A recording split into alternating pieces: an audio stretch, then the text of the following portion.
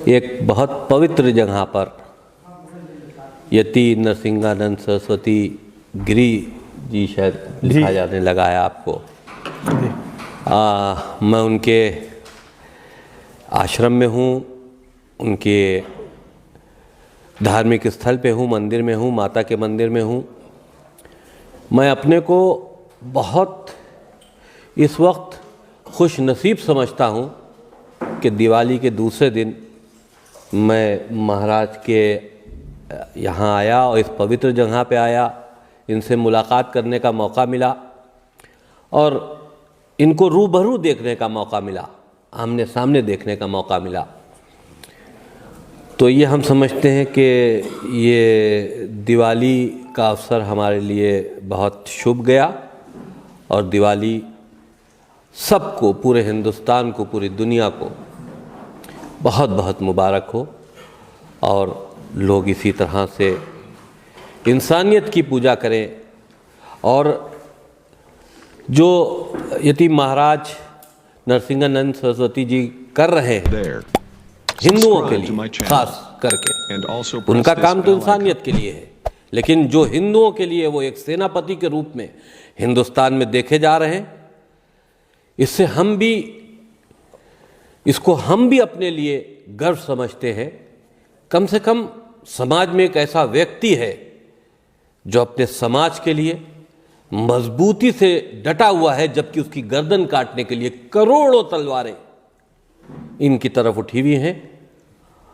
और ये इनकी बहादुरी है और अपने धर्म के लिए मोहब्बत है। और ये मोहब्बत हम समझते हैं हर धार्मिक व्यक्ति के लिए होनी चाहिए उन दैशी दरिंदों के खिलाफ जो कि मुसलमान हैं।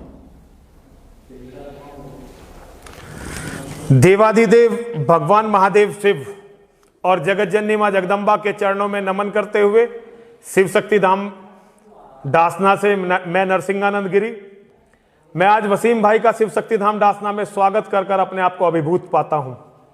सत्य और न्याय के लिए लड़ता हुआ एक योद्धा जो अपनों से भी तिरस्कृत है और बहिष्कृत है।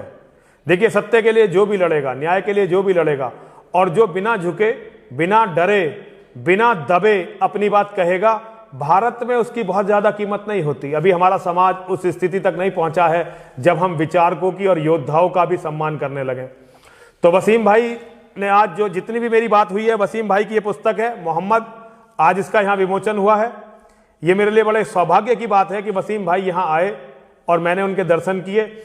उन्होंने हमारी माँ के दर्शन किए, महादेव के दर्शन किए, माँ का और महादेव का आशीर्वाद लिया। मैं अभिभूत हूं इस बात से। वसीम भाई के बारे में सभी आप लोग जानते हैं कि वसीम भाई सिया वक्फ बोर्ड के चेयरमैन थे और अभी भी सिया वक्फ बोर्ड के मेंबर हैं। मैं जितनी भी बात वसीम भाई से करूंगा, इसमें कोई कोशिश करूंगा कि कोई राजनीतिक बात ना करूं, क्योंकि जितने बड़े मिशन के सिपाही वसीम भाई हैं, ऐसे मिशन के सिपाही हर कीमत देकर अपने मिशन के लिए लड़ते हैं। इनके रास्ते में कुछ भी आ जाए, ये उसी को ठोकर मारकर आगे बढ़ते हैं। और ऐसे ही पागलों ने, ऐसे ही मूर्खों ने, क्योंकि हमारा समाज ऐसे लोगों को बुद्धिमान नहीं मानता है, लेकिन ऐसे ही लोग बदलाव लाते हैं। दुनिया जब भी बदली गई है, वसीम भाई जैसे लोगों के कारण ही दुनिया बदली गई है। एक तो वसीम भाई आपका बहुत बहुत स्वागत है। और मैं सभी से कहता हूं कि हम दोनों की जो बात होगी उसके धार्मिक मतलब निकाले जाने चाहिए, उसके मतलब सामाजिक परिप्रेक्ष्य में निकाले जाने चाहिए। कोई भी राजनीतिक मतलब हमारी किसी बात का नहीं निकाला जाना चाहिए। वसीम भाई, आप आज गोवर्धन पूजा के दिन आप यहां आए, आपका बहुत बहुत स्वागत है। जी शुक्रिया महाराज। वसीम भाई, आप कट्टरपंथी मुसलमानों को तो छोड़ दीजिए, जो कट्टरवादी हैं उन्हें तो छोड़ दीजिए, एक आम मुसलमान भी मुझसे बहुत नफरत करता है, बहुत चिढ़ता है। आप यहां आए, आपने विधिवत देवताओं की पूजा की, आपको क्यों लगा कि यहां आपको आना चाहिए? महाराज, मैं उन आम मुसलमानों से भी नहीं हूँ। वो आम मुसलमान जो है वो दिखावे का मुसलमान है। वो है वही जो आप जिसको कट्टरपंथी कह रहे हैं, अगर उसने कुरान को एक्सेप्ट कर लिया और रसूल को एक्सेप्ट कर लिया, है वही, वह उसको कट्टरता करने का मौका नहीं मिल रहा, इसलिए आम है। ये कितनी बड़ी बात वसीम भाई आपने कही है। मैं आपका बहुत बहुत इस बात के लिए सम्मान करता हूँ। इतना बड़ा सत्य कहना हर आदमी के बस में नहीं है। आपने मोहम्मद के ऊपर किताब लिखी है और ये किताब मेरे हाथ में है, सभी लोग देख लें। मोहम्मद के ऊपर वसीम भाई की ये किताब है। वसीम भाई, आप इस पुस्तक के बारे में बताइए कि इस पुस्तक में आपने क्या लिखा है। देखिए, पहले हमने कुरान मजीद के ऊपर पढ़ा, उसे समझा। हमें लगा कि ये कुरान एक झूठी किताब है और ये एक प्रोपेगेंडा है इंसानियत के ख़िलाफ़, और एक ग्रोह जिसको अल्लाह के झूठे संदेश देकर मजबूत करके और दुनिया पर कब्ज़ा करने की कोशिश की जा रही है, ये उसका बेसिक पार्ट है। तो इसके लिए मैंने आवाज़ उठाई। लेकिन जब वो पढ़ा तो उसको पढ़ने के बाद फिर उसके जिसके नाम से ये किताब को प्रस्तुत किया गया है वो मोहम्मद, तो फिर मोहम्मद के चरित्र को पढ़ना शुरू किया। तो जब मोहम्मद के चरित्र को पढ़ा तो हमने उसमें ये पाया कि मोहम्मद अल्लाह के रसूल नहीं थे, मैसेंजर ऑफ गॉड नहीं थे। बचपन में जब वो अपनी माँ के पेट में थे तो उनके बाप का इंतकाल हो गया था। जब माँ पैदा हुई तो उन्हीं ने उस बच्चे को अपनी एक दासी को दे दिया। वो उनकी परवरिश में रहे। उसके बाद वो अकेलेपन को पसंद करते थे, काल्पनिक विचारों में रहते थे, उन जगहों पर जाके बैठते थे जहाँ सन्नाटा होता था। तो वो काल्पनिक विचार उनके, जब उनकी एक शादी हो गई जहाँ वो काम करते थे, खतीजा नाम की एक वहाँ बहुत बड़ी अमीर औरत थी, तो वो इनसे बहुत बड़ी थी, दुगनी थी। ये 20, 22, 23 के थे, वो 40 के ऊपर थी। लेकिन दौलत इतनी थी कि इन्हीं ने दौलत की लालच में उनसे शादी कर ली, उनका प्रस्ताव ठुकराया नहीं। उसके बाद हमने ये पाया कि ये सुनसान जगहों में इनके बैठने की आदत गई नहीं। ये गुफा में गए। ये इस्लामिक किताबों में, देखिए मैं नहीं कह रहा हूँ, ये मेरे वर्ड ना मानिएगा, मैं सबूत के साथ साबित करूँगा कि आपकी किताबों में लिखा है। गुफा में गए, गुफा में उनको कुछ अजीब सी चीज़ें दिखाई दी क्योंकि काल्पनिक सोच थी। उन्हीं ने आके अपनी बीवी से कहा कि मुझको तो कुछ दिखाई दिया, भूत प्रेत, तो कुछ जिन दिखाई दिए, मुझको फेंकना चाहते थे। तो उन्हें कहा नहीं नहीं, ऐसा कुछ नहीं है, तुम अल्लाह के रसूल हो गए हो, अल्लाह तुमको अपना रसूल बना रहा है। बस वहाँ से रसूल बनने का उनके अंदर एक इच्छा जागी और उन्होंने अपने को रसूल डिक्लेयर कर दिया। जितनी कुरान मजीद के अंदर बातें हैं आप देखिए, दुनिया से जुड़ी हुई कोई नहीं है। दुनिया से जुड़ा हुआ क्या है कि दुनिया चपटी है, ये दुनिया से जुड़ी हुई बात है। दुनिया घूमती नहीं है। हमारी साइंस बता रही है दुनिया घूम रही है, लेकिन कुरान कह रहा है, और कुरान वो जो अल्लाह ने बनाया, यानी कि दुनिया बनाने वाले ने बनाई, उसके मैसेज हैं तुम्हारे हिसाब से। और उसमें वो बनाने वाला कह रहा है कि दुनिया एक जगह रुकी हुई है। सूरज एक चश्मे में डूबता है, एक चश्मे से निकलता है। तो ये सारी बातें देखने के बाद ये बात समझ में आती है कि वो अरब में जिस तरह के माहौल में मोहम्मद जी रहे थे, अपने लोगों को कंट्रोल में रखने के लिए वो अपने विचारों के जरिए उन तक मैसेज देते गए और ये कहते गए कि ये अल्लाह का मैसेज है, और उसके ऊपर लोगों को जुड़वाते गए। लूट का एक गिरोह बनाया था, जहां जो लोग लूटते थे, औरतों तक की इज्जत लूटी जाती थी। तो लोगों ने देखा कि ये गिरोह तो बहुत अच्छा है, तो बहुत फल फूल रहा है। उस वक्त वहां गरीबी थी, सोना नहीं निकला था, पेट्रोल भी नहीं था। तो उनको लगा कि ये तो गिरोह बहुत फल फूल रहा है, कि फ्री में खा लेते हैं और अच्छा पहन रहे हैं, अच्छा खा रहे हैं, तो साहब ये तो बहुत अच्छी जिंदगी। तो लोग उनसे जुड़ने लगे इस बात को लेकर कि बगैर मेहनत किए यहां मिलेगा, रात में जाओ लूटो, औरतें भी लाओ और आदमी भी लाओ और माल भी लाओ। इससे ये गिरोह आगे आगे बढ़ता गया और ये मैसेजेस अल्लाह के आते गए, आते नहीं गए, रसूल क्रिएट करके बताते गए परिस्थितियों के हिसाब से। और उसके बाद आज वो गिरोह एक धर्म के नाम पर स्थापित हो गया। वो धर्म दुनिया की दूसरी आबादी बन गया, सिर्फ ताकत की नोक पर। हिंदुस्तान में भी आप सब सनातन धर्म के लोग इसके भुक्तभोगी हैं जी। हजारों लाखों करोड़ों लोगों को मार दिया। इसी तरह से दुनिया में भी किया गया है जी। हम ये नहीं समझते महाराज कि इस्लाम में कोई एक ऐसी चीज है जिसको देखकर कोई आदमी इस्लाम को कबूल करे। जी बिल्कुल। मजबूरी के तहत कर सकता है, लालच के तहत कर सकता है, या किसी साजिश के तहत कर, साजिश के तहत, झूठे प्रोपेगेंडा के तहत, बस जी। ऐसी कोई चीज नहीं है। अरे भाई, तालिबान को अगर हम देखेंगे तो उससे डर के भागेंगे कि हम तालिबान में शरीक होने चले जाएंगे। जी। तो ये इस्लाम धर्म इतना डरावना है कि इसकी इतनी डरावनी शक्ल देखकर कोई इसके करीब नहीं जा सकता। मजबूरी में कोई आदमी जा रहा हो, लालच में जा रहा हो, वो एक अलग इशू है।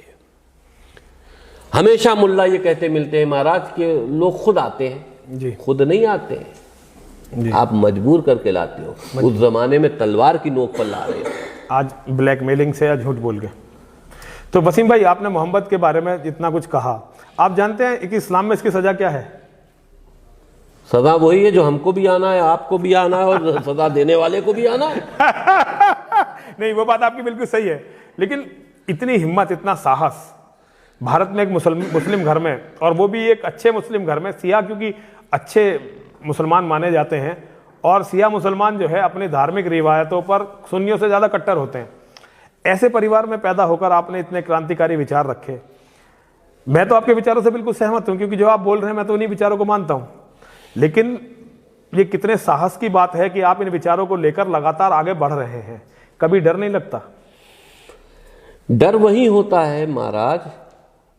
अब यही सवाल अगर हम आपसे पूछ लें कि आपको डर नहीं लगता? जी जी। बिल्कुल वसीम भाई, बिल्कुल। तो मेरी तो वसीम भाई आज आपको देखकर आज मैं बहुत, मतलब अभी कुछ समय पहले तक मैं बहुत निराश था। अचानक मेरी माँ ने और महादेव ने ऐसे रास्ते बनाए कि मुझे बहुत ज्यादा उम्मीद बढ़ रही है, और आज आपको देखकर बहुत हौसला मिला। आज आपको देखकर बहुत ज्यादा, मतलब मैं अपनी भावनाओं को बता नहीं सकता कि आपको यहाँ देखकर मेरी भावनाएं मतलब किस तरह की हैं। मेरे पास व्यक्त करने का कोई माध्यम नहीं है। लेकिन वसीम भाई, आपने आकर मेरी पूरी लड़ाई को मान्यता दी है। आज आपने मैं जो लगातार बोलता रहा हूं, लोग विश्वास नहीं कर रहे थे।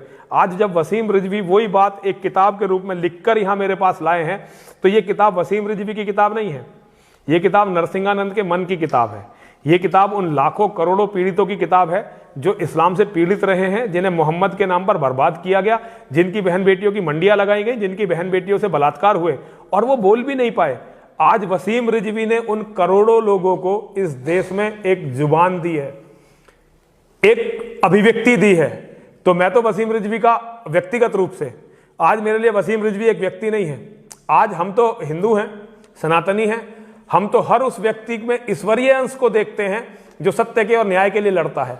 तो आज तो मैं वसीम रिजवी में एक ईश्वरीय अंश को देख रहा हूं, और मैं वसीम रिजवी जी से इतना कहना चाहता हूं, भाई, अपने भाई से, अगर आप सत्य और न्याय के लिए इसी तरह से लड़ते रहे और आप अपने मार्ग से कभी डगमगाए नहीं, तो मानवता के इतिहास के आप इतने बड़े चमकदार सितारे बनोगे कि मानवता कभी आपको भुला नहीं सकेगी। नरसिंहानंद होते रहते हैं, मरते रहते हैं, बस फिर जन्म लेते रहते हैं, लेकिन वसीम रिजवी बहुत कम होते हैं। इसीलिए दुनिया वसीम रिजवी को याद रखे। मेरी अपनी माँ और महादेव से यही प्रार्थना है कि दुनिया, इतिहास और मानवता सदैव वसीम रिजवी को याद रखें। तो रिजवी साहब, बात करते रहेंगे हम लोग। ये तो मेरे अपने उद्गार थे जो मैंने आपके बारे में कह दिए। आप इससे प्रभावित नहीं होंगे, मैं अच्छी तरह से जानता हूं। बस मैं आपसे इतना जानना चाहता हूं कि इतना साहस दिखाने के बाद आपको समाज से क्या उम्मीदें जगी? आपको कैसा लगा समाज का व्यवहार? आपको कैसा लगा समाज के? आप तो घर ही छोड़ के चला गया और समाज की क्या बात करें। और रही बात मुझे, देखिए, मैं निराश होने वाला व्यक्ति नहीं हूं।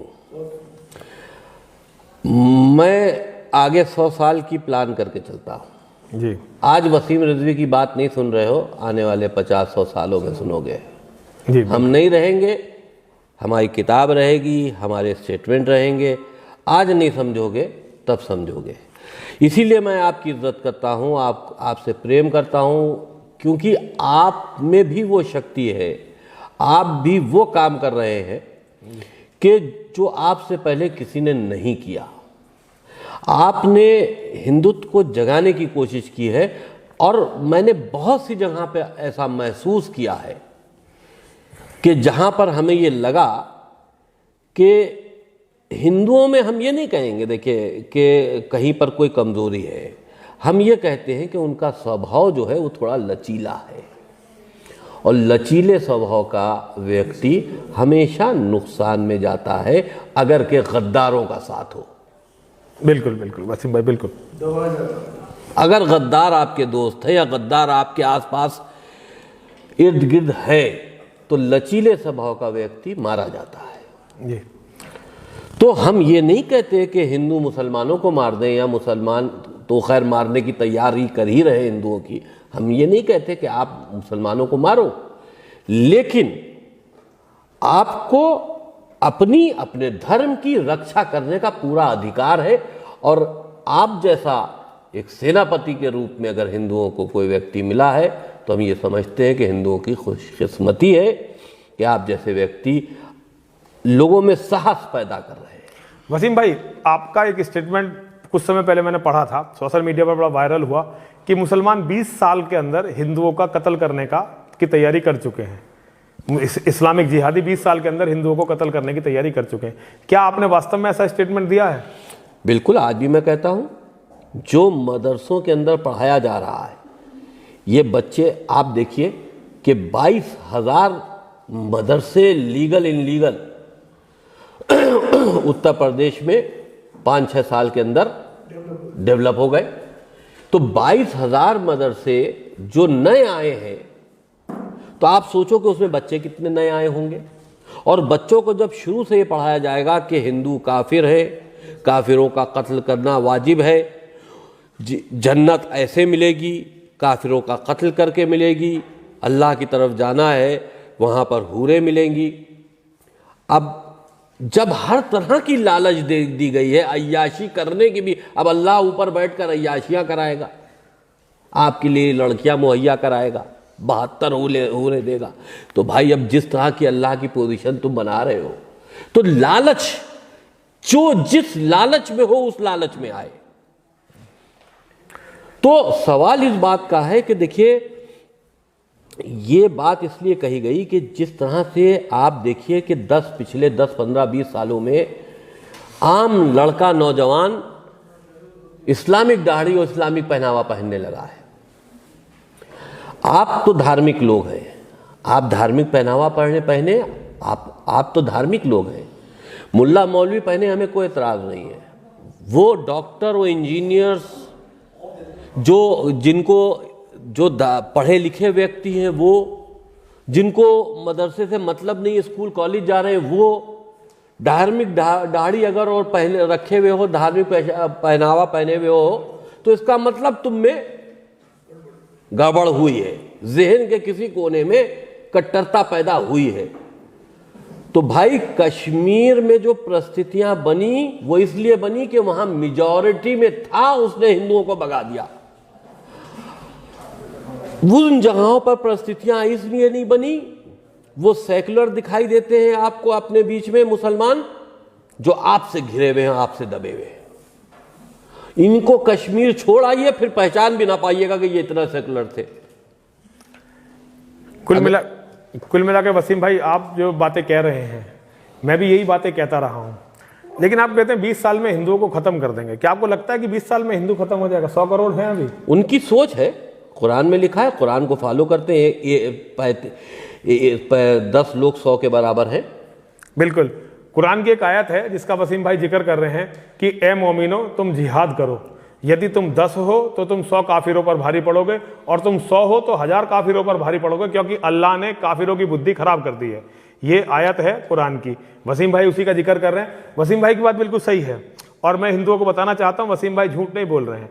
उनकी तैयारियां हैं 20 साल के अंदर आपको जड़ से मिटा देने की, आपको खत्म कर देने की। मेरा भी अपना अध्ययन इसी की तरफ जाता है।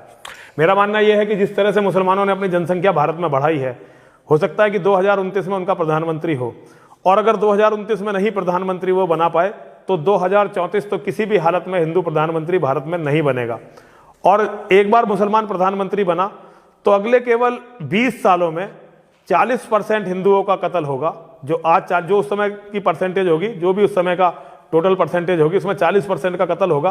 50% लोग डर से अपने बच्चों को बचाने के लिए, अपनी औरतों को बचाने के लिए धर्म परिवर्तन करेंगे। 10% हिंदू बचेगा जो विदेशों में या रिफ्यूजी कैंपों में रहेगा, जो धीरे धीरे समाप्त हो जाएगा। एक पिक्चर तो ये है। दूसरी पिक्चर ये है कि लोग वसीम भाई की बात को सुने, उनकी बात पर ध्यान दें, वो बिल्कुल सत्य बोल रहे हैं और जो वो कह रहे हैं उस रास्ते पर चलें। अगर आपने अपने धर्म के लिए, न्याय के लिए, सत्य के लिए लड़ना स्वीकार किया तो आपकी जय होगी। वसीम भाई ने जो साहस दिखाया है, इसको आप किसी भी तरह से किसी राजनीतिक परिप्रेक्ष्य में ना लें। ये ना सोचें कि ये इस दल के साथ हैं, उस दल के साथ हैं, इसके विरोधी हैं, उसके विरोधी हैं, पहले ऐसे थे, पहले वैसे थे। पहले हम धर्मनिरपेक्ष थे। मैं नरसिंहानंद सरस्वती एक धर्मनिरपेक्ष परिवार में पैदा हुआ जिसकी आस्थाएं कांग्रेस के साथ थी, गांधी में, नेहरू में थी। मैं गांधी और नेहरू को हिंदुओं के विनाश का जिम्मेदार मानता हूं। व्यक्ति बदल जाते हैं, हमारा अतीत कुछ भी हो सकता है, लेकिन आज जो है मैं वो अलग है और कल जो होंगे हो सकता है कल कुछ और हो। ऐसा नहीं है कि आज हम और वसीम भाई धर्म के मार्ग पर चल रहे हैं, मानवता के लिए चल रहे हैं, तो कल भी ऐसा जरूरी नहीं है कल भी हम ऐसे ही रहें। हो सकता है कब हमारा दिमाग खराब हो जाए, माँ हमारा विनाश चाहने लगे, महादेव हमारा विनाश चाहने लगे और हम अपने रास्तों को छोड़ दें। मैं वसीम भाई से केवल इतना कहना चाहता हूँ, जिस रास्ते पर वसीम भाई चल रहे हैं, हो सकता है मैं वसीम भाई की कोई ज़्यादा मदद उस रास्ते पर ना कर पाऊँ, लेकिन मैं इतना बताना चाहता हूँ कि वसीम भाई का रास्ता वसीम भाई को अमरता की ओर ले जाएगा। वसीम भाई हमेशा के लिए मानवता के एक सितारे बनेंगे, मानवता उन्हें कभी भूलेगी नहीं। मेरी बहुत बहुत शुभकामनाएं हैं वसीम भाई के लिए। वसीम भाई ने जितनी दिलेरी के साथ मेरे साथ बैठकर ये लाइव किया, मोहम्मद के बारे में पुस्तक लिखी, मोहम्मद के बारे में अपने विचार दुनिया को फैलाए। मेरे और वसीम भाई के विचारों में जरा सा भी अंतर नहीं है। हो सकता है मेरी जानकारी कुछ कम हो तो एक दो बातें मैं अलग कहता हूं वसीम भाई से, लेकिन भावनाएं वही हैं। और कुरान के बारे में जो वसीम भाई ने बोला वो बिल्कुल वही बातें हैं जो आज तक मैं हिंदुओं को बताता रहा हूं। तो मैं वसीम भाई की आज बहुत बल, मुझे व्यक्तिगत रूप से मुझे बहुत बल मिला और बहुत सारी बातें जो बहुत सारे मेरे साथी कहते थे कि नहीं ये नहीं हो सकता, वसीम भाई ने मुझे तो कम से कम ये समझा दिया कि मैं सही रास्ते पर हूं। मैं माँ और महादेव से प्रार्थना करता हूं कि वसीम भाई पर अपनी कृपा बनाकर रखें। देखिए वसीम भाई, हम सनातनी हैं, हम भगवान को इस रूप में नहीं मान सकते कि आपका भगवान अलग होगा, मेरा भगवान अलग होगा। हम भगवान को केवल इस रूप में मान सकते हैं कि आप भगवान को अलग तरह से देखते हैं, मैं भगवान को अलग तरह से देखता हूं, लेकिन भगवान सबका है एक ही। तो जो भगवान है आपका, मैं उससे भी प्रार्थना करता हूं, जो भगवान है मेरे, मैं उनसे भी प्रार्थना करता हूं। आपको बहुत शक्ति मिले, आपको बहुत ऊर्जा मिले। इसी तेजस्विता के साथ आपका अभी ऑपरेशन हुआ है, आपको गाड़ी में बैठने के लिए मना किया गया है, लेकिन फिर भी आप शिव शक्ति धाम डासना में हैं, लखनऊ से यहाँ तक चलकर आए हैं। मेरे पास शब्द नहीं है कि मैं आपको धन्यवाद दे सकूं। बस अपनी माँ और महादेव से आपकी सुरक्षा के लिए, आपकी उन्नति के लिए और सबसे बढ़कर आपकी सत्यनिष्ठा इसी तरह से बनी रहे, आपकी न्यायप्रियता इसी तरह से बनी रहे, इसके लिए माँ और महादेव से प्रार्थना करता हूँ। आपकी सदाई जय हो। हर हर महादेव, हर हर महादेव, हर हर महादेव।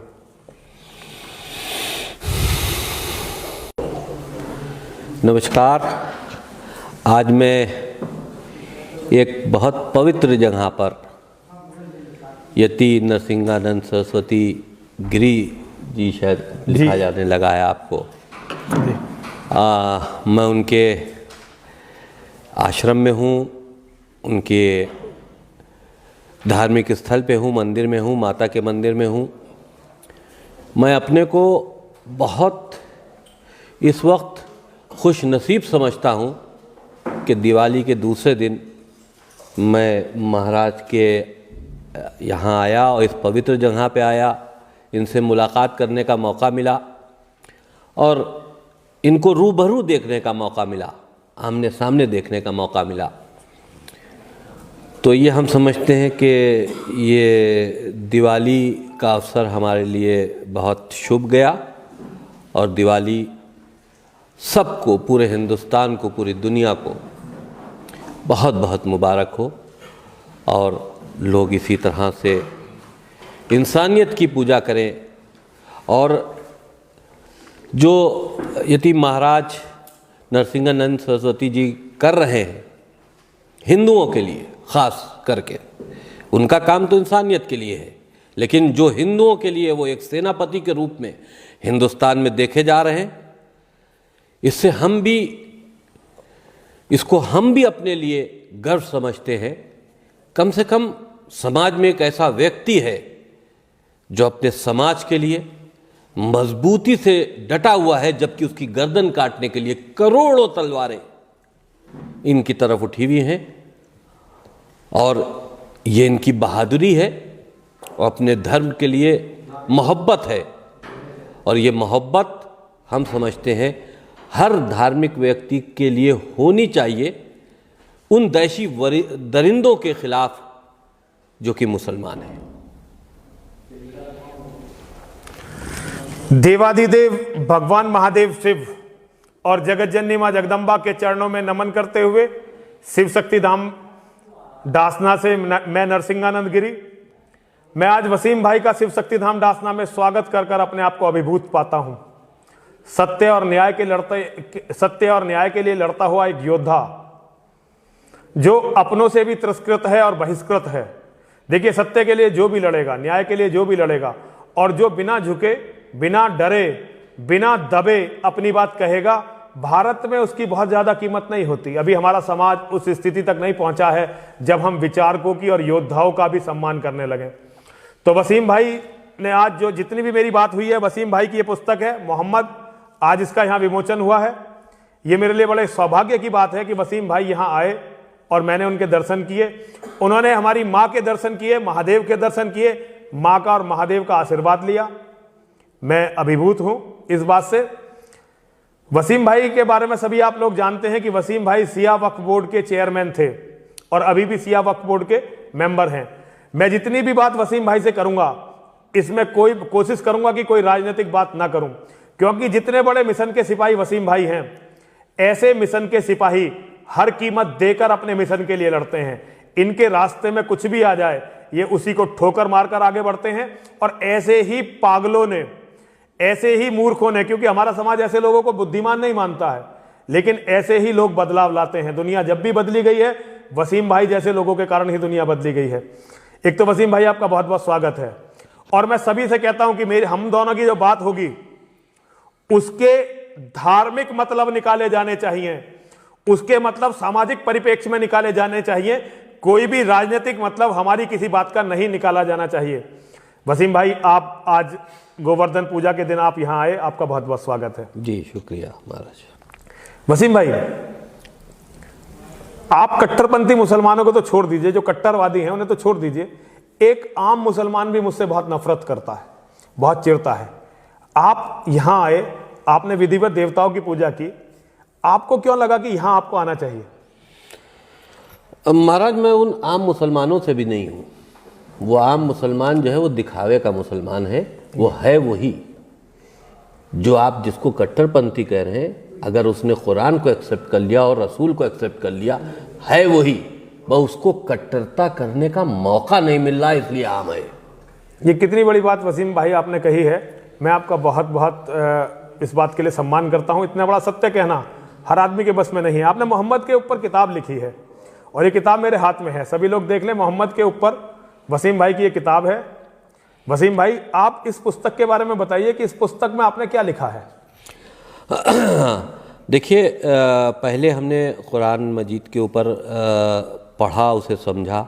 हमें लगा कि ये कुरान एक झूठी किताब है और ये एक प्रोपेगेंडा है इंसानियत के ख़िलाफ़, और एक ग्रोह जिसको अल्लाह के झूठे संदेश देकर मजबूत करके और दुनिया पर कब्ज़ा करने की कोशिश की जा रही है, ये उसका बेसिक पार्ट है। तो इसके लिए मैंने आवाज़ उठाई। लेकिन जब वो पढ़ा तो उसको पढ़ने के बाद फिर उसके जिसके नाम से ये किताब को प्रस्तुत किया गया है वो मोहम्मद, तो फिर मोहम्मद के चरित्र को पढ़ना शुरू किया। तो जब मोहम्मद के चरित्र को पढ़ा तो हमने उसमें ये पाया कि मोहम्मद अल्लाह के रसूल नहीं थे, मैसेंजर ऑफ गॉड नहीं थे। बचपन में जब वो अपनी माँ के पेट में थे तो उनके बाप का इंतकाल हो गया था। जब माँ पैदा हुई तो उन्हीं ने उस बच्चे को अपने एक दासी को दे दिया। वो उनकी परवरिश में रहे। उसके बाद वो अकेलेपन को पसंद करते थे, काल्पनिक विचारों में रहते थे, उन जगहों पर जाके बैठते थे जहाँ सन्नाटा होता था। तो वो काल्पनिक विचार उनके, जब उनकी एक शादी हो गई जहाँ वो काम करते थे, खतीजा नाम की एक वहाँ बहुत बड़ी अमीर औरत थी, तो वो इनसे बहुत बड़ी थी, दुगनी थी। ये 20, 22, 23 के थे, वो 40 के ऊपर थी। लेकिन दौलत इतनी थी कि इन्हीं ने दौलत की लालच में उनसे शादी कर ली, उनका प्रस्ताव ठुकराया नहीं। उसके बाद हमने ये पाया कि ये सुनसान जगहों में इनके बैठने की आदत गई नहीं। ये गुफा में गए। ये इस्लामिक किताबों में, देखिए मैं नहीं कह रहा हूँ, ये मेरे वर्ड ना मानिएगा, मैं सबूत के साथ साबित करूंगा कि आपकी किताबों में लिखा है। गुफा में गए, गुफा में उनको कुछ अजीब सी चीज़ें दिखाई दी, क्योंकि काल्पनिक सोच थी। उन्हीं ने आके अपनी बीवी से कहा कि मुझको तो कुछ दिखाई दिया, भूत प्रेत, तो कुछ जिन दिखाई दिए, मुझको फेंकना चाहते थे। तो उन्होंने कहा नहीं नहीं, ऐसा कुछ नहीं है, तुम अल्लाह के रसूल हो गए हो, अल्लाह तुमको अपना रसूल बना रहा है। बस वहाँ से रसूल बनने का उनके अंदर एक इच्छा जागी और उन्होंने अपने को रसूल डिक्लेयर कर दिया। जितनी कुरान मजीद के अंदर बातें हैं आप देखिए, दुनिया से जुड़ी हुई कोई नहीं है। दुनिया से जुड़ा हुआ क्या है कि दुनिया चपटी है, ये दुनिया से जुड़ी हुई बात है। दुनिया घूमती नहीं है, हमारी साइंस बता रही है दुनिया घूम रही है, लेकिन कुरान कह रहा है, और कुरान वो जो अल्लाह ने बनाया, यानी कि दुनिया बनाने वाले ने बनाई, उसके मैसेज हैं तुम्हारे हिसाब से, और उसमें वो बनाने वाला कह रहा है कि दुनिया एक जगह रुकी हुई है। सूरज एक चश्मे में डूबता है, एक चश्मे से निकलता है। तो ये सारी बातें देखने के बाद ये बात समझ में आती है कि वो अरब में जिस तरह के माहौल में मोहम्मद जी रहे थे, अपने लोगों को कंट्रोल में रखने के लिए वो अपने विचारों के जरिए उन तक मैसेज देते गए और ये कहते गए कि ये अल्लाह का मैसेज है, और उसके ऊपर लोगों को जुड़वाते गए। लूट का एक गिरोह बनाया था, जहां जो लोग लूटते थे औरतों तक की इज्जत लूटी जाती थी। तो लोगों ने देखा कि ये गिरोह तो बहुत अच्छा है, तो बहुत फल फूल रहा है। उस वक्त वहां गरीबी थी, सोना नहीं निकला था, पेट्रोल भी नहीं था। तो उनको लगा कि ये तो गिरोह बहुत फल फूल रहा है, कि फ्री में खा लेते हैं और अच्छा पहन रहे हैं, अच्छा खा रहे हैं, तो साहब ये तो बहुत अच्छी जिंदगी। तो लोग उनसे जुड़ने लगे इस बात को लेकर के बगैर मेहनत किए यहां मिलेगा, रात में जाओ लूटो, औरतें भी लाओ और आदमी भी लाओ और माल भी लाओ। इससे ये गिरोह आगे आगे बढ़ता गया और ये मैसेजेस अल्लाह के आते गए, आते नहीं गए, रसूल क्रिएट करके बताते गए परिस्थितियों के हिसाब से। और उसके बाद आज वो गिरोह एक धर्म के नाम पर स्थापित हो गया। वो धर्म दुनिया की दूसरी आबादी बन गया, सिर्फ ताकत की नोक पर। हिंदुस्तान में भी आप सब सनातन धर्म के लोग इसके भुक्तभोगी हैं जी। हजारों लाखों करोड़ों लोगों को मार दिया, इसी तरह से दुनिया में भी किया गया है जी। हम ये नहीं समझते महाराज कि इस्लाम में कोई एक ऐसी चीज है जिसको देखकर कोई आदमी इस्लाम को कबूल करे जी। बिल्कुल, मजबूरी के तहत कर सकता है, लालच के तहत कर सकता है, या किसी साजिश के तहत कर, साजिश के तहत, झूठे प्रोपेगेंडा के तहत, बस जी। ऐसी कोई चीज नहीं है। अरे भाई, तालिबान को अगर हम देखेंगे तो उससे डर के भागेंगे कि हम तालिबान में शरीक होने चले जाएंगे जी। तो ये इस्लाम धर्म इतना डरावना है कि इसकी इतनी डरावनी शक्ल देखकर कोई इसके करीब नहीं जा सकता। मजबूरी में कोई आदमी जा रहा हो, लालच में जा रहा हो, वो एक अलग इशू है। हमेशा मुल्ला ये कहते मिलते हैं महाराज के लोग खुद आते हैं जी। खुद नहीं आते हैं, आप मजबूर करके लाते हो। उस जमाने में तलवार की नोक पर ला रहे हो, आज ब्लैकमेलिंग से या झूठ बोल के। तो वसीम भाई, आपने मोहम्मद के बारे में इतना कुछ कहा, आप जानते हैं कि इस्लाम में इसकी सजा क्या है? सजा वही है जो हमको भी आना है, आपको भी आना है, और सजा देने वाले को भी आना है। नहीं, वो बात आपकी बिल्कुल सही है, लेकिन इतनी हिम्मत, इतना साहस भारत में एक मुस्लिम घर में, और वो भी एक अच्छे मुस्लिम घर में, सिया क्योंकि अच्छे मुसलमान माने जाते हैं, और सिया मुसलमान जो है अपनी धार्मिक रिवायतों पर सुन्नियों से ज़्यादा कट्टर होते हैं। ऐसे परिवार में पैदा होकर आपने इतने क्रांतिकारी विचार रखे। मैं तो आपके विचारों से बिल्कुल सहमत हूं, क्योंकि जो आप बोल रहे हैं मैं तो उन्हीं विचारों को मानता हूं। लेकिन ये कितने साहस की बात है कि आप इन विचारों को लेकर लगातार आगे बढ़ रहे हैं। कभी डर नहीं लगता? डर वही होता है महाराज। अब यही सवाल अगर हम आपसे पूछ लें कि आपको डर नहीं लगता? जी जी बिल्कुल वसीम भाई, बिल्कुल। तो मेरी तो वसीम भाई आज आपको देखकर आज मैं बहुत, मतलब अभी कुछ समय पहले तक मैं बहुत निराश था। अचानक मेरी माँ ने और महादेव ने ऐसे रास्ते बनाए कि मुझे बहुत ज्यादा उम्मीद बढ़ रही है, और आज आपको देखकर बहुत हौसला मिला। आज आपको देखकर बहुत ज्यादा, मतलब मैं अपनी भावनाओं को बता नहीं सकता कि आपको यहाँ देखकर मेरी भावनाएं मतलब किस तरह की हैं, मेरे पास व्यक्त करने का कोई माध्यम नहीं है। लेकिन वसीम भाई, आपने आकर मेरी पूरी लड़ाई को मान्यता दी है। आज आपने मैं जो लगातार बोलता रहा हूं, लोग विश्वास नहीं कर रहे थे। आज जब वसीम रिजवी वही बात एक किताब के रूप में लिखकर यहां मेरे पास लाए हैं, तो ये किताब वसीम रिजवी की किताब नहीं है, ये किताब नरसिंहानंद के मन की किताब है। ये किताब उन लाखों करोड़ों पीड़ितों की किताब है जो इस्लाम से पीड़ित रहे हैं, जिन्हें मोहम्मद के नाम पर बर्बाद किया गया, जिनकी बहन बेटियों की मंडियां लगाई गई, जिनकी बहन बेटियों से बलात्कार हुए और वो बोल भी नहीं पाए।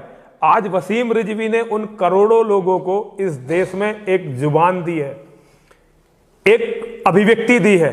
तो मैं तो वसीम रिजवी का व्यक्तिगत रूप से, आज मेरे लिए वसीम रिजवी एक व्यक्ति नहीं है।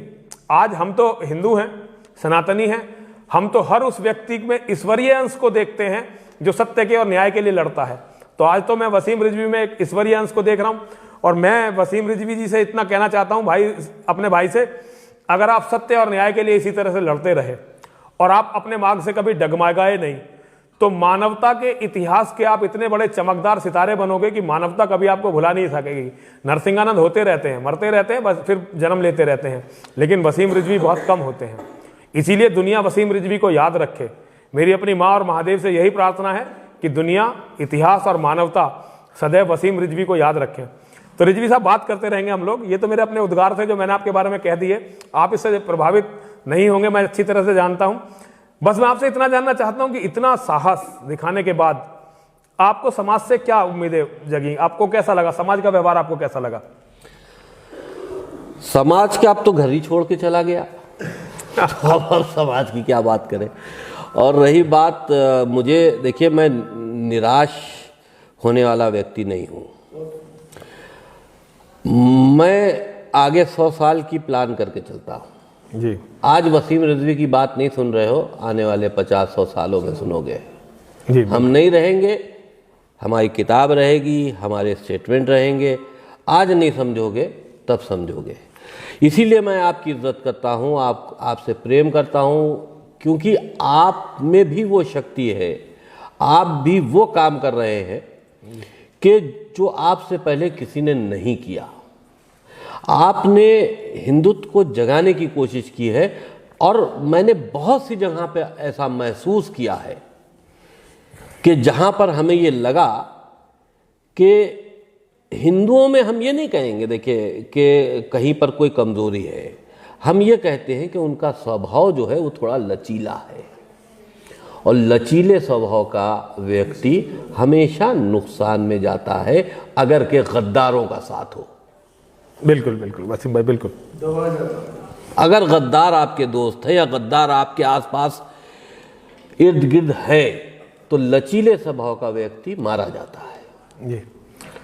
तो हम ये नहीं कहते कि हिंदू मुसलमानों को मार दें, या मुसलमान तो खैर मारने की तैयारी कर ही रहे हिंदुओं की, हम ये नहीं कहते कि आप मुसलमानों को मारो, लेकिन आपको अपने धर्म की रक्षा करने का पूरा अधिकार है। और आप जैसा एक सेनापति के रूप में अगर हिंदुओं को कोई व्यक्ति मिला है तो हम ये समझते हैं कि हिंदुओं की खुशकिस्मती है कि आप जैसे व्यक्ति लोगों में साहस पैदा कर रहे हैं। वसीम भाई, आपका एक स्टेटमेंट कुछ समय पहले मैंने पढ़ा था, सोशल मीडिया पर बड़ा वायरल हुआ कि मुसलमान 20 साल के अंदर हिंदुओं का कत्ल करने की तैयारी कर चुके हैं। इस्लामिक जिहादी 20 साल के अंदर हिंदुओं को कत्ल करने की तैयारी कर चुके हैं। क्या आपने वास्तव में ऐसा स्टेटमेंट दिया है? बिल्कुल, आज भी मैं कहता हूं, जो मदरसों के अंदर पढ़ाया जा रहा है, ये बच्चे आप देखिए कि 22,000 मदरसे लीगल इनलीगल उत्तर प्रदेश में 5-6 साल के अंदर डेवलप हो गए। तो 22,000 मदरसे जो नए आए हैं, तो आप सोचो कि उसमें बच्चे कितने नए आए होंगे। और बच्चों को जब शुरू से ये पढ़ाया जाएगा कि हिंदू काफिर है, काफिरों का कत्ल करना वाजिब है, जन्नत ऐसे मिलेगी, काफिरों का कत्ल करके मिलेगी, अल्लाह की तरफ जाना है वहाँ पर हूरें मिलेंगी। अब जब हर तरह की लालच दे दी गई है, अय्याशी करने की भी, अब अल्लाह ऊपर बैठकर अय्याशियाँ कराएगा, आपके लिए लड़कियाँ मुहैया कराएगा, 72 हूरें देगा। तो भाई, अब जिस तरह की अल्लाह की पोजीशन तुम बना रहे हो, तो लालच जो जिस लालच में हो उस लालच में आए।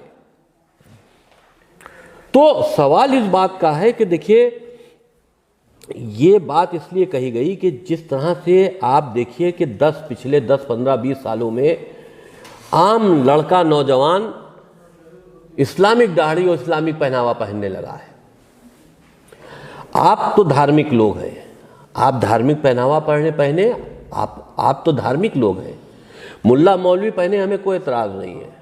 वो डॉक्टर, वो इंजीनियर्स, जो पढ़े लिखे व्यक्ति हैं, वो जिनको मदरसे से मतलब नहीं, स्कूल कॉलेज जा रहे हैं, वो धार्मिक दाढ़ी अगर और पहने रखे हुए हो, धार्मिक पहनावा पहने हुए हो, तो इसका मतलब तुम में गड़बड़ हुई है, ज़हन के किसी कोने में कट्टरता पैदा हुई है। तो भाई, कश्मीर में जो परिस्थितियां बनी वो इसलिए बनी कि वहां मेजॉरिटी में था, उसने हिंदुओं को भगा दिया। उन जगहों पर परिस्थितियां इसलिए नहीं बनी, वो सेकुलर दिखाई देते हैं आपको अपने बीच में मुसलमान, जो आपसे घिरे हुए हैं, आपसे दबे हुए हैं। इनको कश्मीर छोड़ आइए, फिर पहचान भी ना पाइएगा कि ये इतना सेकुलर थे। कुल मिला के वसीम भाई, आप जो बातें कह रहे हैं, मैं भी यही बातें कहता रहा हूं। लेकिन आप कहते हैं 20 साल में हिंदुओं को खत्म कर देंगे। क्या आपको लगता है कि 20 साल में हिंदू खत्म हो जाएगा? 100 करोड़ हैं अभी। उनकी सोच है, कुरान में लिखा है, कुरान को फॉलो करते हैं। 10 लोग 100 के बराबर हैं। बिल्कुल, कुरान की एक आयत है जिसका वसीम भाई जिक्र कर रहे हैं कि ए मोमिनो, तुम जिहाद करो। यदि तुम 10 हो तो तुम 100 काफिरों पर भारी पड़ोगे, और तुम 100 हो तो 1000 काफिरों पर भारी पड़ोगे, क्योंकि अल्लाह ने काफिरों की बुद्धि खराब कर दी है। ये आयत है कुरान की। वसीम भाई उसी का जिक्र कर रहे हैं। वसीम भाई की बात बिल्कुल सही है, और मैं हिंदुओं को बताना चाहता हूं, वसीम भाई झूठ नहीं बोल रहे हैं। उनकी तैयारियां हैं 20 साल के अंदर आपको जड़ से मिटा देने की, आपको खत्म कर देने की। मेरा भी अपना अध्ययन इसी की तरफ जाता है। मेरा मानना यह है कि जिस तरह से मुसलमानों ने अपनी जनसंख्या भारत में बढ़ाई है, हो सकता है कि 2029 में उनका प्रधानमंत्री हो, और अगर 2029 में नहीं प्रधानमंत्री वो बना पाए, तो 2034 तो किसी भी हालत में हिंदू प्रधानमंत्री भारत में नहीं बनेगा। और एक बार मुसलमान प्रधानमंत्री बना तो अगले केवल 20 सालों में 40% हिंदुओं का कत्ल होगा। जो उस समय की परसेंटेज होगी, जो भी उस समय का टोटल परसेंटेज होगी, उसमें 40% का कत्ल होगा। 50% लोग डर से अपने बच्चों को बचाने के लिए, अपनी औरतों को बचाने के लिए धर्म परिवर्तन करेंगे। 10% हिंदू बचेगा जो विदेशों में या रिफ्यूजी कैंपों में रहेगा, जो धीरे धीरे समाप्त हो जाएगा। एक पिक्चर तो ये है। दूसरी पिक्चर ये है कि लोग वसीम भाई की बात को सुने, उनकी बात पर ध्यान दें। वो बिल्कुल सत्य बोल रहे हैं, और जो वो कह रहे हैं उस रास्ते पर चलें। अगर आपने अपने धर्म के लिए, न्याय के लिए, सत्य के लिए लड़ना स्वीकार किया तो आपकी जय होगी। वसीम भाई ने जो साहस दिखाया है, इसको आप किसी भी तरह से किसी राजनीतिक परिप्रेक्ष्य में ना लें। ये ना सोचें कि ये इस दल के साथ हैं, उस दल के साथ हैं, इसके विरोधी हैं, उसके विरोधी हैं, पहले ऐसे थे, पहले वैसे थे। पहले हम धर्मनिरपेक्ष थे। मैं नरसिंहानंद सरस्वती एक धर्मनिरपेक्ष परिवार में पैदा हुआ, जिसकी आस्थाएं कांग्रेस के साथ थी, गांधी में, नेहरू में थी। मैं गांधी और नेहरू को हिंदुओं के विनाश का जिम्मेदार मानता हूं। व्यक्ति बदल जाते हैं, हमारा अतीत कुछ भी हो सकता है, लेकिन आज जो है वो अलग है, और कल जो होंगे हो सकता है कल कुछ और हो। ऐसा नहीं है कि आज हम और वसीम भाई धर्म के मार्ग पर चल रहे हैं, मानवता के लिए चल रहे हैं, तो कल भी ऐसा जरूरी नहीं है कल भी हम ऐसे ही रहें। हो सकता है कब हमारा दिमाग खराब हो जाए, माँ हमारा विनाश चाहने लगे, महादेव हमारा विनाश चाहने लगे, और हम अपने रास्तों को छोड़ दें। मैं वसीम भाई से केवल इतना कहना चाहता हूँ, जिस रास्ते पर वसीम भाई चल रहे हैं, हो सकता है मैं वसीम भाई की कोई ज़्यादा मदद उस रास्ते पर ना कर पाऊँ, लेकिन मैं इतना बताना चाहता हूँ कि वसीम भाई का रास्ता वसीम भाई को अमरता की ओर ले जाएगा। वसीम भाई हमेशा के लिए मानवता के एक सितारे बनेंगे, मानवता उन्हें कभी भूलेगी नहीं। मेरी बहुत बहुत शुभकामनाएं हैं वसीम भाई के लिए। वसीम भाई ने जितनी दिलेरी के साथ मेरे साथ बैठकर ये लाइव किया, मोहम्मद के बारे में पुस्तक लिखी, मोहम्मद के बारे में अपने विचार दुनिया को फैलाए, मेरे और वसीम भाई के विचारों में जरा सा भी अंतर नहीं है। हो सकता है मेरी जानकारी कुछ कम हो तो एक दो बातें मैं अलग कहता हूं वसीम भाई से, लेकिन भावनाएं वही हैं। और कुरान के बारे में जो वसीम भाई ने बोला वो बिल्कुल वही बातें हैं जो आज तक मैं हिंदुओं को बताता रहा हूं। तो मैं वसीम भाई की आज बहुत बल, मुझे व्यक्तिगत रूप से मुझे बहुत बल मिला, और बहुत सारी बातें जो बहुत सारे मेरे साथी कहते थे कि नहीं ये नहीं हो सकता, वसीम भाई ने मुझे तो कम से कम ये समझा दिया कि मैं सही रास्ते पर हूं। मैं माँ और महादेव से प्रार्थना करता हूं कि वसीम भाई पर अपनी कृपा बनाकर रखें। देखिए वसीम भाई, हम सनातनी हैं, हम भगवान को इस रूप में नहीं मान सकते कि आपका भगवान अलग होगा, मेरा भगवान अलग होगा। हम भगवान को केवल इस रूप में मान सकते हैं कि आप भगवान को अलग तरह से देखते हैं, मैं भगवान को अलग तरह से देखता हूं, लेकिन भगवान सबका है एक ही। तो जो भगवान है आपका, मैं उससे भी प्रार्थना करता हूं, जो भगवान है मेरे, मैं उनसे भी प्रार्थना करता हूं आपको बहुत शक्ति मिले, आपको बहुत ऊर्जा मिले। इसी तेजस्विता के साथ आपका भी ऑपरेशन हुआ है, आपको गाड़ी में बैठने के लिए मना किया गया है, लेकिन फिर भी आप शिव शक्ति धाम डासना में हैं, लखनऊ से यहाँ तक चलकर आए हैं। मेरे पास शब्द नहीं है कि मैं आपको धन्यवाद दे सकूं। बस अपनी माँ और महादेव से आपकी सुरक्षा के लिए, आपकी उन्नति के लिए, और सबसे बढ़कर आपकी सत्यनिष्ठा इसी तरह से बनी रहे, आपकी न्यायप्रियता इसी तरह से बनी रहे, इसके लिए माँ और महादेव से प्रार्थना करता हूँ। आपकी सदाई जय हो। हर हर महादेव, हर हर महादेव, हर हर महादेव।